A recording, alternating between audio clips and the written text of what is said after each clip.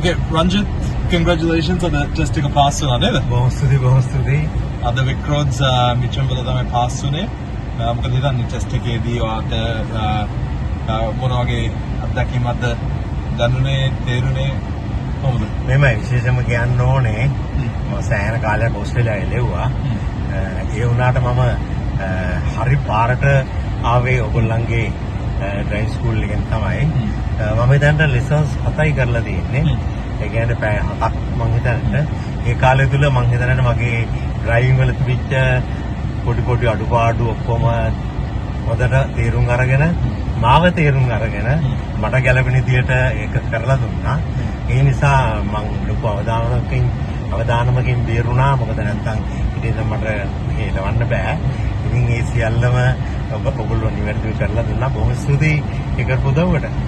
බොහොම ස්තුතියි අපි වගේ අපේ ඩ්‍රයිවිං ස්කූල් වලට චූස් කරලා රංජිත් හොඳ මේ වගේ වයිස් ගිට් 69 නේ රයිට් 69කට ලොකු කාලයක් ලංකාවේ මෙහි එළවලා තියෙන එක්ස්පීරියන්ස් එක තිබිලා තෝ ඩ්‍රයිවිං ස්කූල් එකට ඇවිල්ලා ඉගෙන ගන්න කියලා ආපු එක ලොකු දෙයක්. ඒකත් එක්කම අපි වගේ අර පරිකන්තිකත් අපිට උදව් කරන්න පුළුවන් නේ දහදා ගන්න. අනිවාර්යයෙන්ම මොකද මේ මම එක දෙයක් කියන්නම් මේ විශේෂයෙන්ම ජීවිත අවදානමක් එක තමයි එලවන්න වෙන්නේ. මොකද හරි වේගෙන් එලවන්න රටක්. ඉතින් ඒකෙදි මට ලයිසන් එක හම්බ වෙනවද කියනකට වඩා අර තියෙන අපි නියම නිර්ණයකරුක රිදුරෙක් හැටියට ඒ අවශ්‍ය දේ කරලා දුන්නා කියලා මම හිතනවා විශේෂයෙන් මේ ඩ්‍රයිවිං ස්කූල් එකේ. මොකද අවදානම මොකද්ද මෙතන ජීවිතේ මොකද්ද ඒක මම හිතන්නේ මට ලයිසන් එක අරන් දුන්නාට වඩා වටිනවා කියලා තමයි මට හිතෙන්නේ. මට හිතුණා ඒ වගේම මම මේ වැඩේ කරන්න තිබ්බේ ඔයගොල්ලොත් එක්ක මීට ගොඩක් කාලයකට කලින් කියලා. නමුත් පරක්කු වෙලා හරි ඔයගොල්ලෝ මන් නිවැරදි දේ කරලා දුන්නා. ඉතින් බොහොම ස්තුතියි.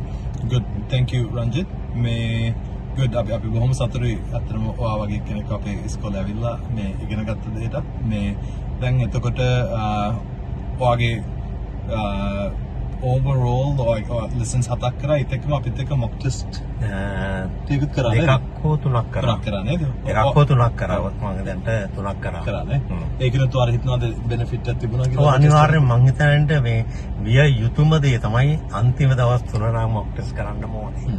මොකද එතනින් තමයි මම ඇත්තටම අභියෝග ජය ගන්න කොහොමද කියන කැලල ඉගෙන ගත්තේ. මොකද එතකොටදී ආපහු වෙලා ඩිස්කස් කරාම අර මොකද්ද පශ්චාත් මරණ පරීක්ෂණයක් වගේ ඒ කැලේවිලා කිව්වහම ඒක උඩට වදිනවා. කියන මම දන්නවා මේ වැරද්ද කරොත් එහෙම ෆේල් වෙනවා කියලා.